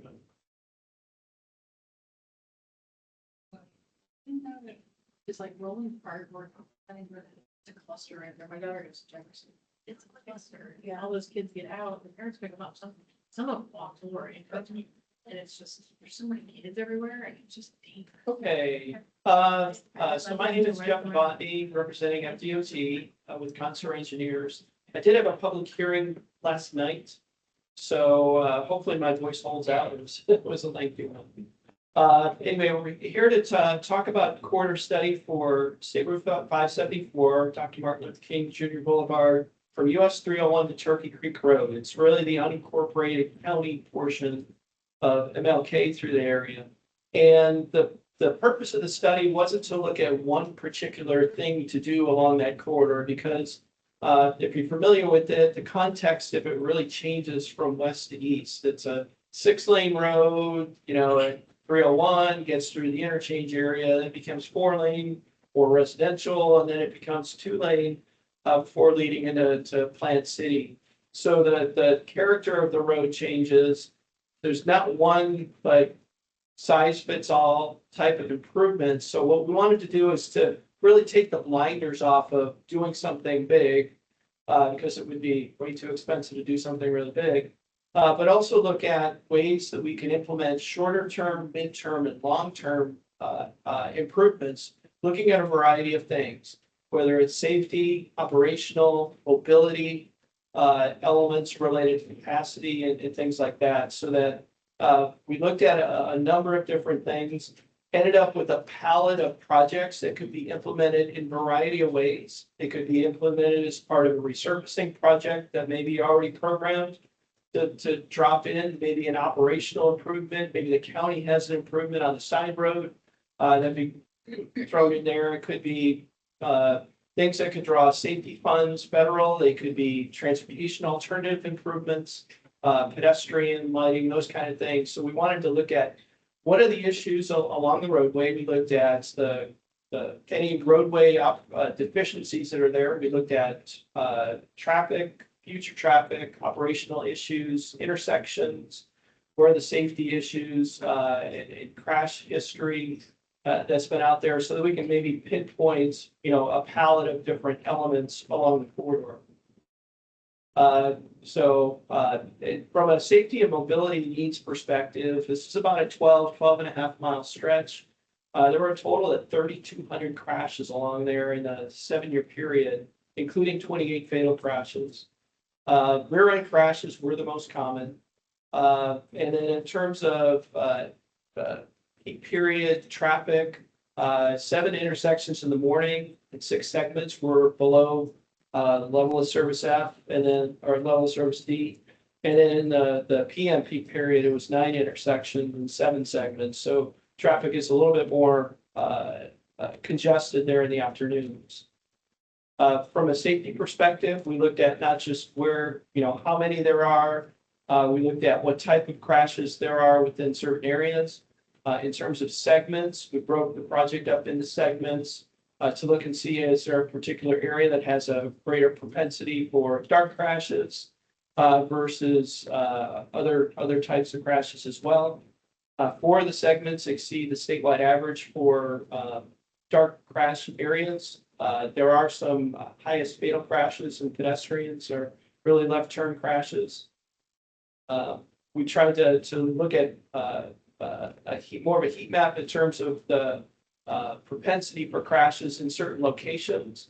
The dots are showing where the fatal crashes have occurred throughout the corridor. In some of those occur in areas where there aren't a lot of crashes because they're more severe on the far eastern end, which is the lower graphic that is really more the 2-lane section further to the east, but a greater number of congested related crashes from 301 over to Parsons. We did look at bicycle and pedestrian crashes as well. There were 9 fatal crashes involving pedestrians, 1 involving bicycles throughout that stretch. We looked at just those type of crashes to see where they were located and looking at kind of are those locations that could be improved relative to pedestrian safety more specifically. And then look at the bicycle crashes as well. We looked at intersection level of service, and this goes back to some of the information that we showed before, which intersections really seem to have the most issues and concerns. We looked at an overall level of service at the intersection. We also looked at some of the side street delays and backups and things like that. So in essence, what we did is once we identified kind of what the issues were, we looked at different criteria to evaluate different projects. So in terms of prioritizing, we came up, developed 5 criteria. One is, does a project or does an improvement provide safety benefits in terms of crash modification factor improvements? Does this particular area have crash history, whether it's number of crashes or severity? Does a particular improvement enhance multimodal use? Does it enhance traffic operations and then cost to build?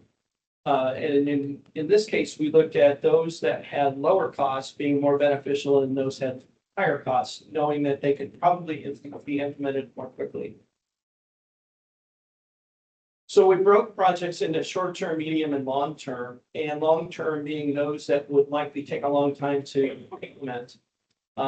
They require, like those would likely require right-of-way acquisition, which extends the length of the need to, or the time to implement. Midterm, some of those require some right-of-way acquisition, but maybe there's a higher cost. In the short term, or those that might be able to be dropped into other improvements.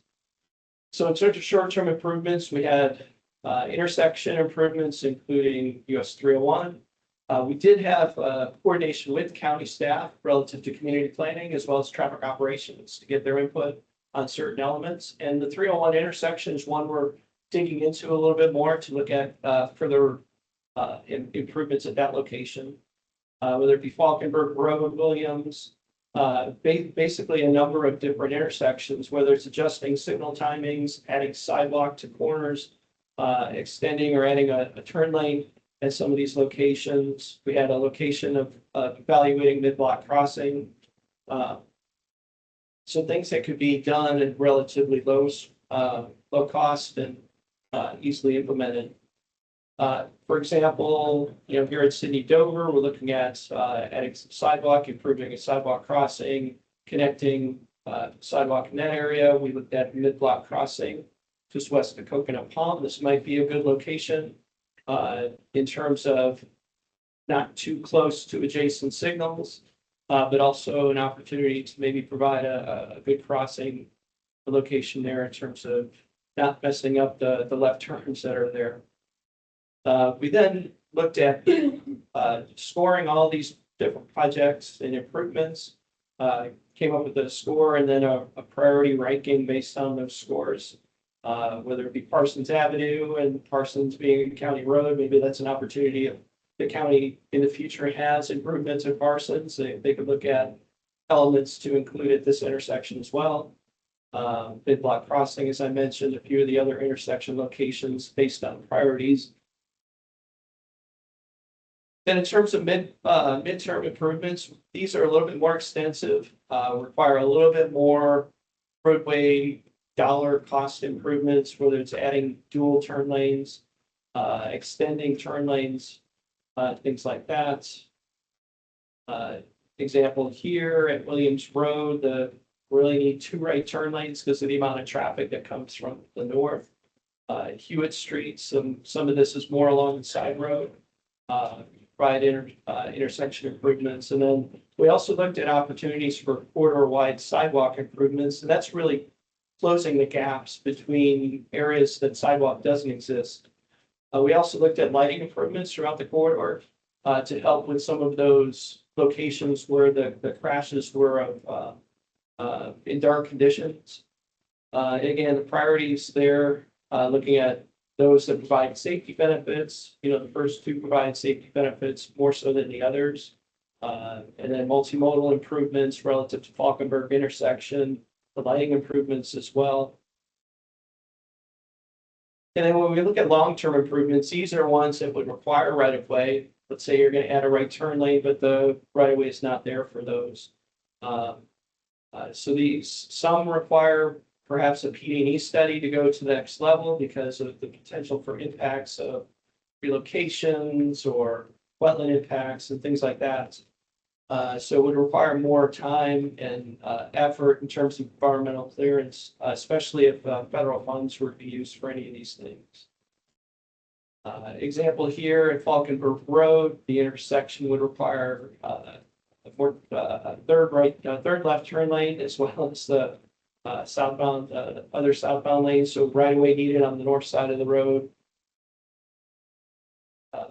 Mango 11 to really open up the intersection approach on the north side where there's a good amount of congestion. Same thing on the south leg of Parsons. Kingsway and McIntosh, you can see these are a little bit more extensive improvements that would be needed, especially across the railroad area. The Gallagher and Dover.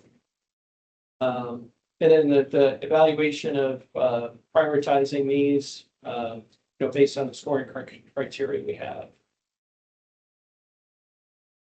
And then the quarter-wide improvements, again, we talked about lighting, adding sidewalk in certain locations as well. And then from a bigger picture, the DOT has a PD&E study that was approved a number of years ago to widen portions of MLK further to the east than it is today. So there's a design project that's underway to kind of continue that. But there are some needs to widen from 2 to 4 lanes as you get closer to Plant City in the future, and then 4 to 6 lanes in the future in terms of capacity. So these are recommendations that would go into future PD&E studies then for the department to evaluate. Of course, our recommendations initially are what are those other things that could be done today with some of the shorter term and medium term improvements. And these would be elements that could be then added to that PD&E study in those areas if by chance they aren't implemented, sooner than later.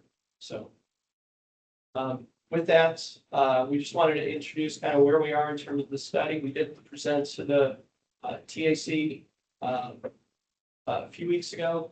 We're at the later stages. Like I mentioned, we're making some adjustments to one of the improvements we were looking at US 301 based on some input we received. Our goal is to wrap up the study in the next few months, have that available for the county to utilize for improvements that they may be considering at some points, as well as the departments and in terms of funding opportunities, whether it be sidewalk and pedestrian mobility or safety and operational improvements. So with that, I'll kind of leave it to any questions you might have. And then go from there. Great. David? Thank you very much. Interesting presentation. Just a few questions. I think in the segment that's 301 to Falkenberg, I think currently right now, there's no mid-block crossing or any crossing for a mile and a half. I think you showed one in that segment of a mid-block. If the land use there is community mixed use 12, which is pretty intensive for the county. So I think long-term, it's gonna evolve more into a more urban type pattern than the kind of high density suburban that's there now, but does FDOT, so FDOT's position is that's an appropriate length, because even with the addition, we're now at 3/4 of a mile, somebody has to walk to get to a crosswalk. If even that improvement's provided, they have to walk 3/4 of a mile potentially to get across, to go just to the other side of the street. So FDOT's thought process is that that's an appropriate length. I'm not sure in terms of appropriate length, and whenever we look at mid-block crossings, that kind of leads into the next step of the mid-block crossing to evaluate, more specifically land uses. One thing we wanted to look at is some of that stretch has a number of driveways. So you can't necessarily put a mid-block crossing in the middle of a driveway, and you have to look at the other side of the street. So there's a lot of constraints in terms of what the developments are in that area. We knew that within this stretch, we definitely need something. A mid-block crossing would require land the landowner to kind of understand what's going on. And like I mentioned, to look at, is this the best place in terms of access to look at? So in terms of appropriate, we also look at what's the distance between signals and a mid-block location. You don't want to put it too close where you're kind of stacked up into turn lanes.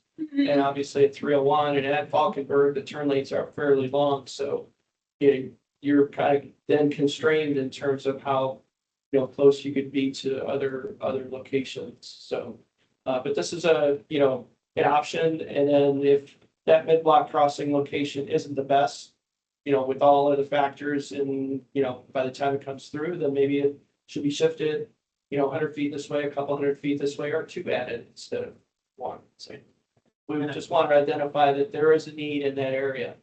Right. And remind me, where did it fall in the priorities list? It was like 2, I think, or 1, or? Let's see. I hope something. Yeah, it's number 3. Oh, 3, okay. Yeah. The other thing that I noticed was on some of your renderings, looks like there's slip lanes, that could be proposed, I guess, at intersections. I know pedestrians a lot of times find that challenging, especially if it's just people aren't even stopping. Are you thinking of because I know some slip lanes, especially over in Orlando, seem to have lights, so people actually have to stop. Yeah, and we're looking at that at US 301 to put in, some islands in the center so that the right turn lanes just aren't free flow, and to almost like Fowler and 56, Fowler and 30th have been adjusted a little bit in terms of the radius returns and things like that to make the crossing distance, to make the angle that the right turn is seeing the traffic coming to them, and then shorten up some of the crossing distances. So those are elements that as we look at, improvements at an intersection, let's take the latest and best to improve those conditions as well, where possible. And I mean, I was on this road pretty recently with the fair and everything, and to me, that's especially the 301 to Falkenberg. The speed on that road is amazing. I mean, people are going 70 miles an hour. It's an interstate, really. And so I think that's going to be the challenging thing.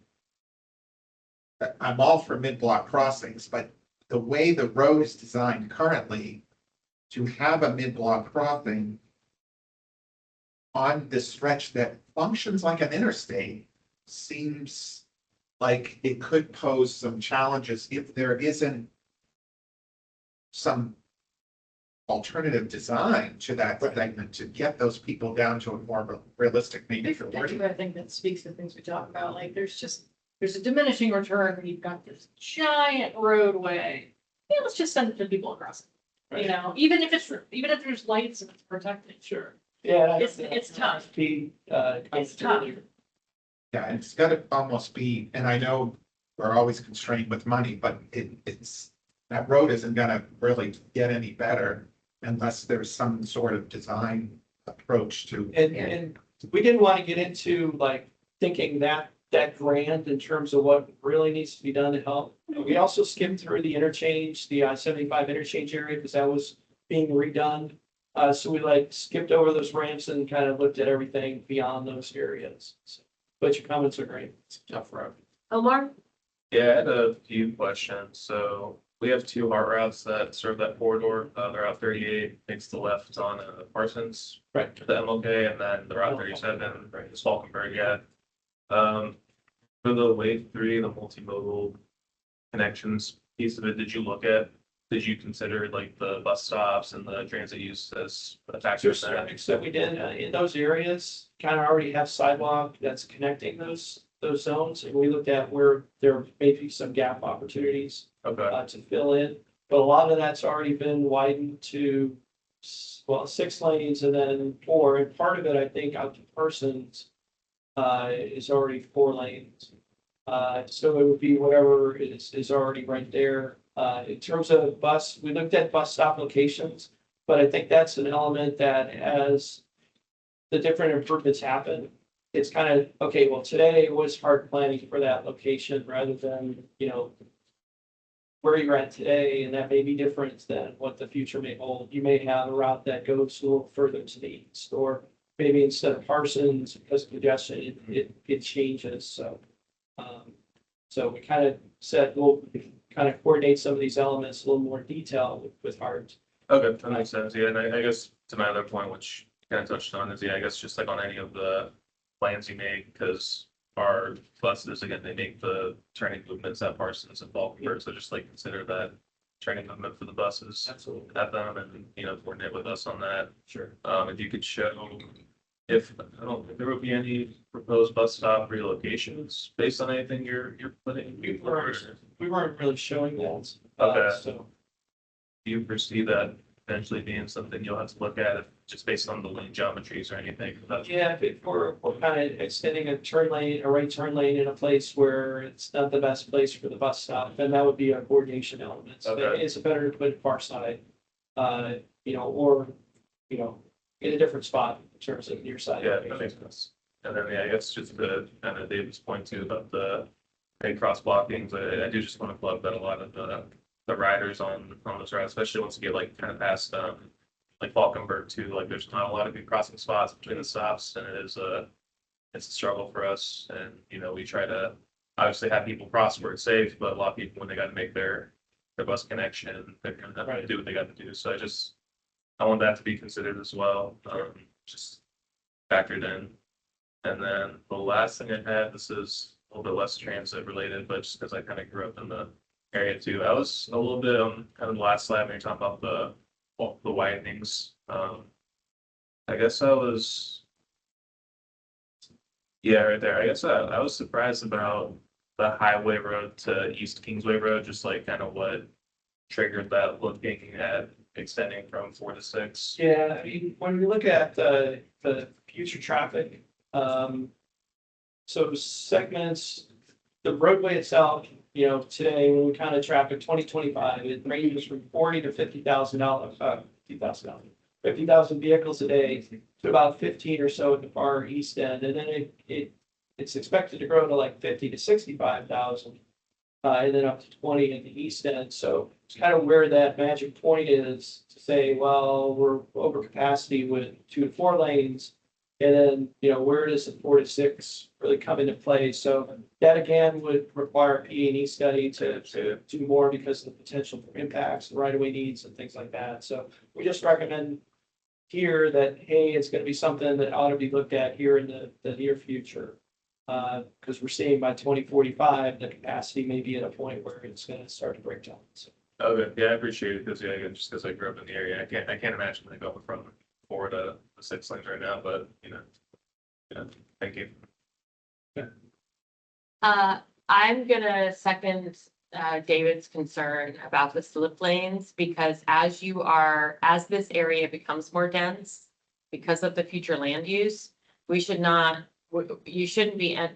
be building slip lanes in, because eventually you would have to take them out. So I think that the pork chop is just a terrible way to incentivize pedestrian and cyclists or multimodal safety. It's just very dangerous. Doesn't matter how wide it is. So my recommendation would not be to include slip lanes at all. We really shouldn't be, but especially in an area that you're expecting to urbanize. I just think it's a bad idea to put that in as a plan, because it's going to be much harder to take out. So, actual right turn lanes, fine, but having a slip lane, we're trying to deconstruct those in the city as well, and that's been hard to do. So if this was not an area that's going to be urbanized, but it really feels like it is, as it goes forward. Anyone else? Although, be too fast. I go 301 a lot. Playground, I go to my dog, I get my dog on. There's no sidewalk.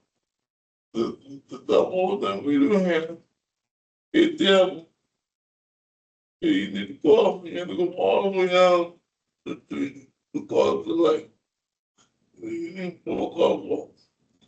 Well, you will come up in the people, I'm not looking, it's here to when they can't get killed walking street on the building. Just more crosswalks, especially around the fairgrounds. Yeah, makes it, yeah. Agreed. Yes. Maybe I can't tell. Are there sidewalks actually on the bridge over the bypass canal? Is that where you were, Tom? There are sidewalks on that bridge, or you're just kind of. Don't recall. Yeah, okay, I think we zoomed in. Yeah. I think It it's there. looks like there. Looks like it is. Yeah, all right, thanks, sorry. Okay, no worries. Finally, I've driven this last 3 days in a row, 2 days in a row, I'm driving it again today, just by happenstance because I work in Flint City. The 2-lane segment is rough, and there's a lot of residential and a lot of food trucks and little food stands, and it doesn't matter what time of day I drive it. There's people walking in the dirt on both sides of the street. There's churches on both sides, duplexes, drive-through houses. It's dangerous. Not even a sidewalk. Like, that's the first thing to be honest with you, because the others, it's a raceway on the western side. That is what it is. There's safety concerns definitely. But you got a huge population over here that literally is trying to live and cross the street, and you've got freight going to Plant City, crossing into Reynolds, and that's tough. That's one of the first things I would. I guess Sounds like maybe a speed reduction too might be in order eventually. Sorry, not to beat a dead horse, but on that segment, there are opportunities. There are 4-way intersections in that section between 301 and instead of a mid-block, it would be better, and I would think also a speed thing of we got to spend money to put lights in here and slow this traffic down, and then actually at the intersections give people at least knowing that the traffic is stopped and they're not maybe at a flashing light, because that always is what scares me is one person stops and then the second lane they're going and just blowing the light. So at a more formal, like you have a red light, you're at an intersection, that might be a better way to get people across than a mid-block at that point, but that's probably more money, of course. Thanks for your time. Thank you, appreciate it. We have about 15 minutes left and we have one more status report. So we'll see what we can do. We will be brief. Elizabeth Watkins, TPO staff. I'm going to just briefly introduce this study before we hand it over to Praveen. So the status report before you today is something called the Crash Mitigation and Congestion Management Process. This is something that we're required to do by federal law.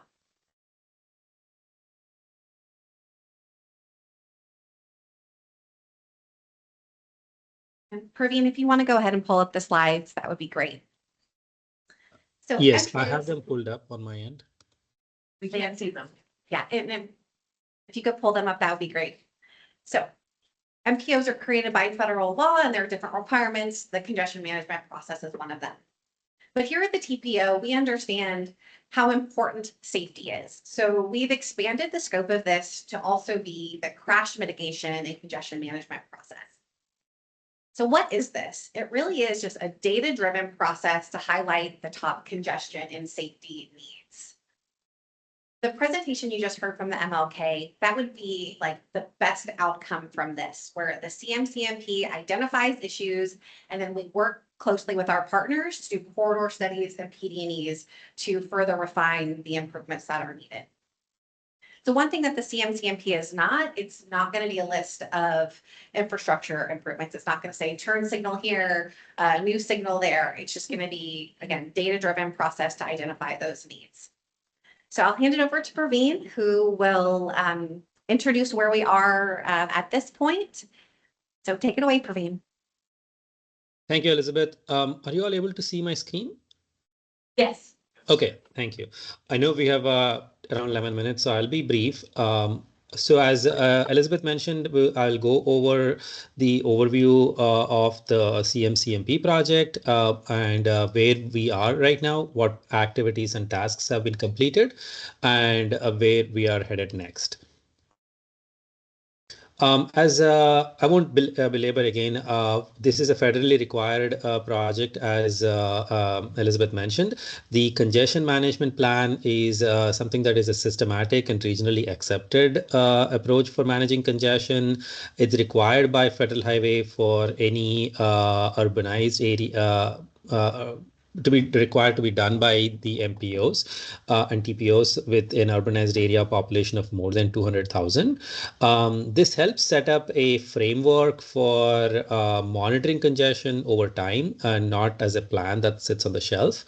For this project, we're also including crash mitigation in our analysis as well. So that's the reason why this is titled as CMCMP project. Overall, there are 7 tasks. The 8th will be the final conclusion. First is to develop a regional objectives, then identifying the network on which we will monitor the congestion and crashes, identifying the performance measures, collecting the data so that we can analyze the system performance and identification of the hotspots, developing strategies, and then finally monitoring and tracking the performance. Again, the idea here is to identify the congestion and safety related hotspots using the multiple performance measures that we are going to develop, and then identifying the strategies that could address these hotspots. This project does not get into identification of specific projects per se, but it provides a suite of strategies that can be considered. And this will help lead into project prioritization, project identification, performance monitoring, and so on in subsequent projects. As we said, we wanted to, for the first step for this project was to develop regional objectives that aligns with the and be consistent with the Access 2050, the long range transportation plan, as well as the federal safety and system performance targets as well. We developed multiple objectives, each of them aligning with the goals that the 5 goals that are part of the long-range transportation plan. We identified objectives related to congestion mitigation, safety improvements, resilience as well, and connectivity. And then the second step was to identify a network. We want to identify the roadway network within the TPO boundaries, for which we will be developing performance measures, and the performance will be tracked over time. We considered several factors in developing this. So in terms of the importance, the strategic intermodal system, state highway system, and national highway system should always be part of the network. And also any other roadways where the traffic volumes, not only currently but in the future projected volumes are more than 5,000. That's something that we considered. We also took into account the high injury network, and also the bus network coverage, truck corridor coverage, and the trail network, which aligns with the roadways as well. For monitoring the speeds on these roadways, we looked at the availability from the HERE probe speed vendor, which provides the data, historical data for monitoring the performance on the roadways. When you look at all this, this is what we end up with. We combined all these factors, did some spatial cleanup, making sure that there is connectivity across the roadways. What you see on the red is the national highway system, state highway system, and the SIS network. And the rest of those roadways in blue are the rest of the other roadways within the boundary, within the TPO that we will continue to monitor as a part of the CMP network. Next, we developed multiple performance measures, again, covering safety, mobility, reliability, and regional connectivity. We to make sure that these are multimodal in aspects, so it'll be multimodal, but also some of these will be across the CMP network, whereas some of them by the entire TPO as well. Wherever possible, we will break it down by the region as well as the highway type. I won't go through these next couple of slides in a whole lot of detail, but the idea is that for each objective that we came up with, we identified at least 2 or 3 performance measures that we can help track the progress towards that objective. Having multiple performance measures helps to ensure that we look at this from a comprehensive perspective as well. Vast majority of these are we selected them based on the data availability and the ability to be replicated and monitored over time as well. Again, these performance measures covered the breadth of safety, reliability, and congestion monitoring as well. Finally, we also gathered the data that's required. The data comes from Florida Department of Transportation, some of the national survey level data, and also regionally from HART and the TPO as well. Some of the specific sources also we listed, like Signal 4 data for crash perspective, SunGuide data from any incident related information, the Tampa Bay regional planning model from a future traffic volumes perspective. So that's where we are. What we are currently doing is using all this data, identify and using the performance measures that we have listed. We are analyzing the system level congestion and crash trends. We will combine all of these and identify top 10 or 20 hotspots across the CMP network, and then come up with a strategy or a toolbox of strategies that as an agency that you can consider. These will be then prioritized to ensure that these are identified for the short term as well. We will also conduct a brief case study for evaluation on one of these hotspots that we will identify, and see what strategies can be implemented for that specific case study. I think the most important of this is to help develop a framework, identifying like policies, procedures and methodologies so that you can have a framework over time that can be that you can use to monitor the performance on the CMCMP as well. And also we will identify how this CMCMP can be updated and refreshed in the future years as well. That's all I have. I know I tried to, rush as well. So these are the brief questions that we just came up with. If you have any questions for discussion, but I'll be on standby. Okay. Omar. Yeah, thank you for the presentation. I know kind of went through some of the tables passing out how much time left in the meeting. I just wanted to see if the bus on-time performance was considered as a metric and those performance measures. And I just want to see if there's any like data you need from us as far as like route specific on-time performances, travel times for specific routes or on different roadways. Yeah, I just kind of wanted to see if there was anything we could provide to help with that. Right. I think so. On-time performance was something that we did consider, and we received the data as well. But we were always trying to make sure that we don't have a whole, not a lot of measures. So for the transit, we prioritized these 3 performance measures: transit passenger trips, average transit frequency, and the resident access to transit.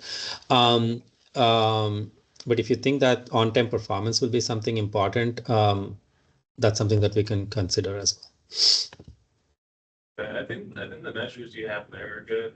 And then you said you have on-time performance data as well? Correct. Okay, I'm sure I sent that at some point now, remember, but that sounds good. Thank you. Yes. When you are capturing like Vision Zero, reduce the rate of occurrence of transportation-related fatalities and injuries. You're capturing that data. Are you also capturing the physical components that's around it? Whether, like, for instance, whether there's actually sidewalks present, or how many lanes the roadway is, or if there's slip lanes, or are you capturing any of that background physical data of like what's actually there? That's a great point. I think what we will be capturing here is the number of fatalities and all these overall at a system level, but also where they are happening as well. So that will help us identify the hotspots in terms of the crashes that are happening. Now, what you're asking for is about the roadway and the causes of why those are happening. I think that will be outside of the scope of what we are looking at here, but that will help the information and the data, everything that we are capturing will help us, help you do that deep dive down the road. Yeah, it might be interesting just to see commonalities if there are any, Yes. Okay. Anyone else? Okay. Thank you so much. Really appreciate it. And do we have any old or new business? Yes. We're doing our 3rd Bike West Shore series for Florida Bike Month in March. It's the first Saturday, last Saturday of the month. I can send details. It's also out on our website. It's more of a recreational kind of event, and then I show off what we have in the district. Kind of going off the conversation we had today, it'd be nice to kind of get that insight of our current conditions and then how it could be. Wonderful, wonderful. Yes. 2 quick things.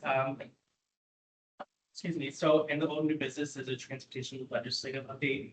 Essentially, it's an update on what's going on in the Florida House and Senate. I can go ahead and send that in an email just to be brief. And I also wanted to bring to your attention in the addenda, there's an introduction to the 2026 State of the System report. We didn't have time to present that as a status update, but if you look through it, write any comments, suggestions we have, appreciate it. Okay, and then just wanted to remind folks that under next meeting, we've started to add the topics so that you kind of have an idea of what we're going to be talking about. Also incentivizing others who may be on this committee with you to come on in. But we're going to be talking about the Barris Avenue multimodal Safeway study, the TDP major update for 2027 to 2036, the local roadway resilience countermeasures, and the introduction to the Palm River traffic study. So come on out. But thank you all for everything, and yeah, have a great rest of your week. We are adjourned. Can I grab your notes? Thank you. So we're learning.